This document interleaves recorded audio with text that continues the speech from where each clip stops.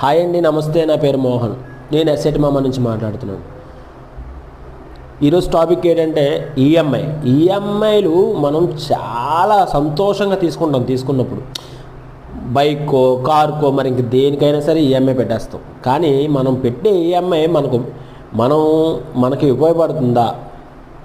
Simple అండి. మనం 10,000 రూపాయలు ప్రతి నెల కడుతున్నామంటే బ్యాంక్ వాడిని మనం పోషిస్తున్నామని అర్థం. ఒక నెల ఒక రోజు అటు ఇటు తేడా వచ్చినా సరే నీకు మానసిక ఒత్తిడి పెరిగిపోద్ది, పెంచేస్తారు కూడా గవర్నమెంట్. బ్యాంకుల నుంచి మీకు మానసిక ఒత్తిడి ఆటోమేటిక్గా పెరిగిపోద్ది. ఎందుకంటే కంటిన్యూగా కాల్స్ చేస్తూనే ఉంటారు.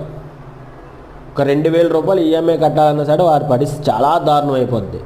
సో మీరు గుర్తుపెట్టుకోండి, మీకు దేనికి అవసరమో బాగా ఆలోచించి అవసరమైన మేరకే ఈఎంఐ 1, 2 పెట్టుకోండి. అంతకు మించి వెళ్ళకండి. Thank you.